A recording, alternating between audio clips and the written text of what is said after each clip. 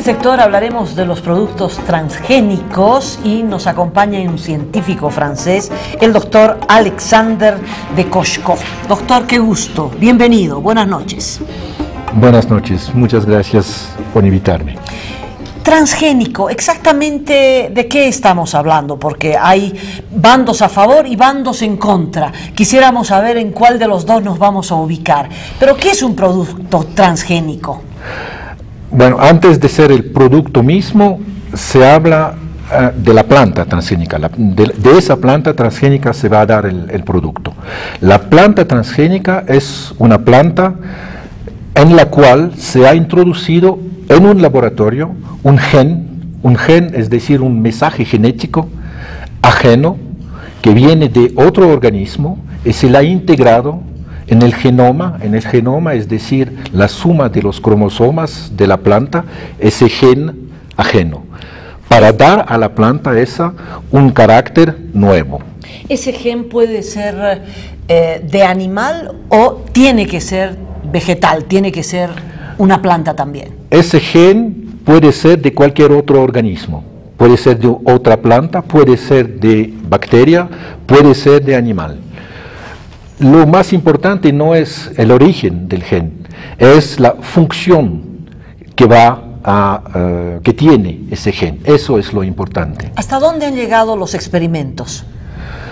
Es un poco difícil decir exactamente porque son diarios los experimentos. Al momento que estamos hablando ahora se están haciendo experimentos en cualquier lugar en el mundo. Es decir, hay nuevos descubrimientos, nuevos productos que salen semanalmente, digamos. ¿Qué se busca con esto? Se busca dar una propiedad nueva a una planta para resolver un problema que tiene esa planta. Un problema o sea, por ejemplo, de producción, porque la producción es baja, o de resistencia a una plaga cualquiera, porque no hay otros remedios, digamos. Bueno, puede ser otro tipo también de problema. Los suelos contaminados, en los cuales plantas ya no pueden crecer, con esa técnica que se llama la transgénesis, se puede hacer plantas que pueden crecer en este tipo de suelo, contaminado con metales, contaminado con sal, por ejemplo. ¿El resultado tiene algún peligro para el consumo humano? Para el consumo humano, nadie le va a contestar que peligro no hay. Nadie se puede atrever a decir, no, peligro no hay. Eso es imposible.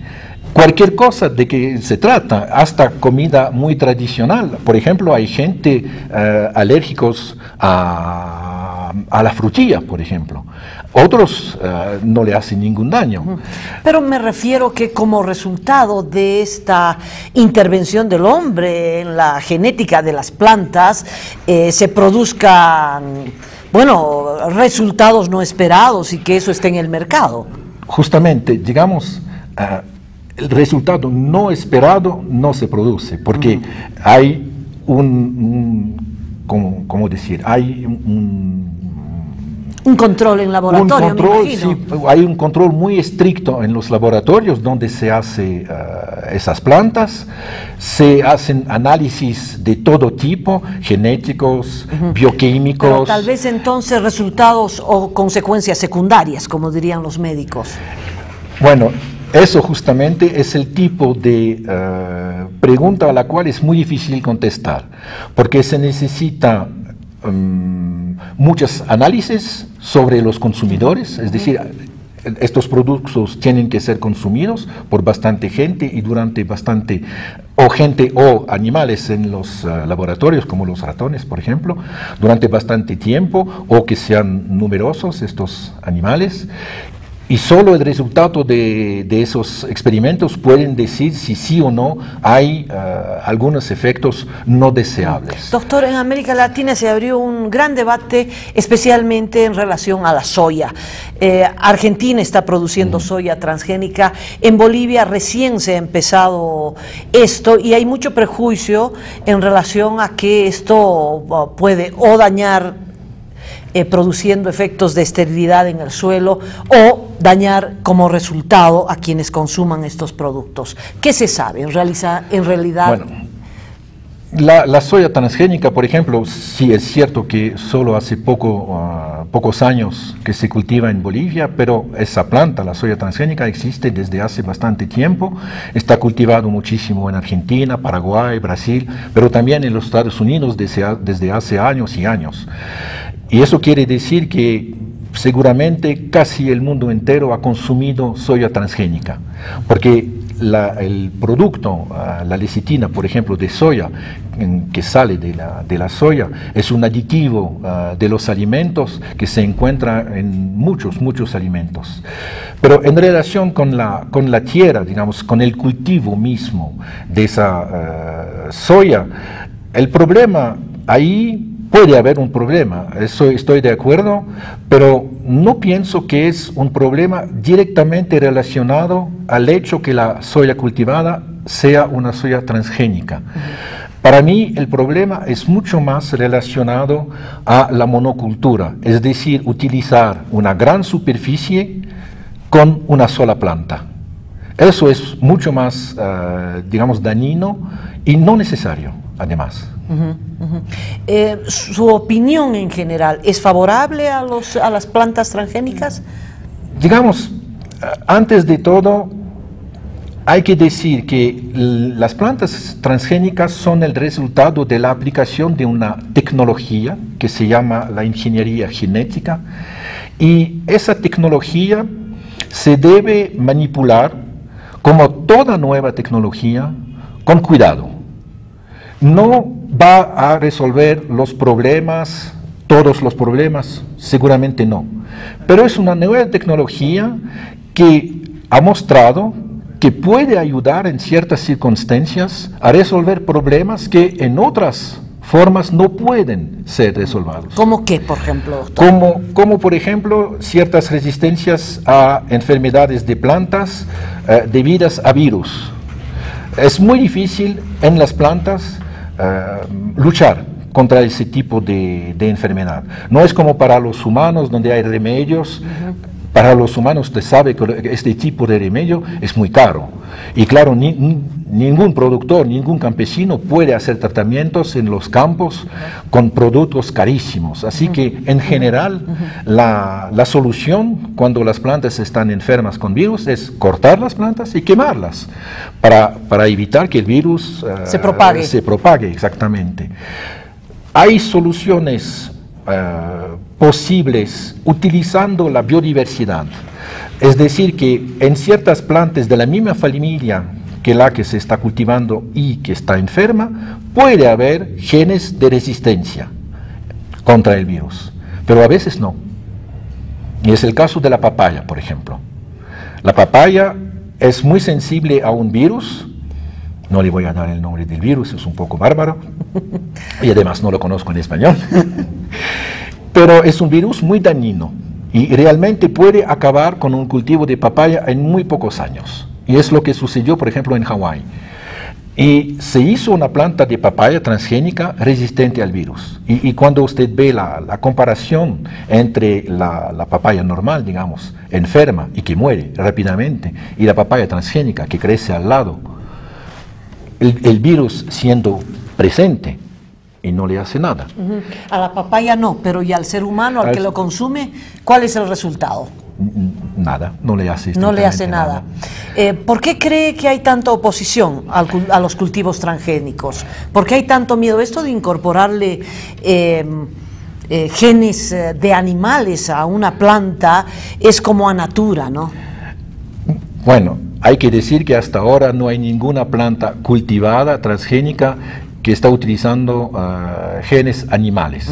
O sea, es posible, pero no se está utilizando. Exactamente, es posible, eso se puede hacer en laboratorios para estudios muy fundamentales, pero por el momento para sacar, digamos, ese tipo de plantas, hay una excepción, y le voy después a explicar las excepciones que hay. Pero para sacar una planta que tiene propiedades agronómicas mejores, todavía no hay. La pregunta es, ¿por qué cree que hay tanta resistencia? Sí, la resistencia, bueno, una puede ser un poco, digamos, metafísica. porque como usted dice, estamos trabajando con el genoma humano. Así que para unos eso no se puede hacer. Eso es una posición totalmente respetable. Hay otros que aprovechan, digamos, quizás políticamente, porque es una manera de mostrar su oposición a la política de la mundialización, por ejemplo. Porque, y eso es cierto, y yo pienso que es una lástima, ahora las plantas transgénicas que se encuentran en la mayoría de los campos en el mundo entero son producidas por las grandes compañías, principalmente norteamericanas. Y hay que pagar patente. Hay que pagar, digamos, la contribución a la patente que tiene la firma. Y esas semillas hay que comprarlas cada año. Es decir, cuando un productor, un campesino desea plantar ese tipo de planta, él no puede conservar las semillas para sembrar el año siguiente. Él tiene que comprar de nuevo semillas para sembrar el año siguiente. Solo para volver un poquito atrás, le dije que no había genes animales. Hay una pequeña excepción, pero no es para plantas de consumo, porque esa tecnología, la ingeniería genética, también permite la producción de proteínas, por ejemplo, de proteínas humanas en ciertas plantas, pero estas proteínas van a ser utilizadas, y estoy pensando en anticuerpos, por ejemplo, al contrario, para la salud humana, como remedio. Es una manera de producir un nuevo tipo de remedio. ¿Y eso ya está en el mercado? Eso... ¿O está en investigación? Está en investigación. En investigación. Ahora, doctor, usted dice, de momento a nadie le hizo mal un alimento transgénico, pero no sabemos, y tampoco usted se anima a asegurar que no lo hará. Está en proceso de investigación, estamos mirando. Y esta es la sospecha, la interrogante, porque hay compañías transnacionales que sueltan, por ejemplo, medicamentos al mercado, experimentan especialmente con los países del sur, y 20 años después dice, uy, nos hemos equivocado, van a disculpar, ¿verdad? Y bueno, el saldo es calamitoso. Sí, sí. Me refiero a algo parecido, que aquí a 20 años digamos, uy, qué pena, nos equivocamos, no sabíamos que esta planta transgénica tenía estas consecuencias. Sí. Entiendo su preocupación y es totalmente legítima. Bueno, pero en primer lugar hay que decir que las primeras plantas transgénicas fueron plantadas en el norte. Es decir, que los norteamericanos ya hace más de 20 años que están consumiendo esas plantas transgénicas. ¿Los humanos o los animales? Humanos. La primera planta transgénica comestible para los humanos y comercialmente disponible era un tomate. Un tomate que se quedaba rojo sin podrirse días enteros, sin conservarla en la refrigeradora, ahí en la mesa. Y sigue así. Y sigue así, roja, sin podrirse, sin dañarse.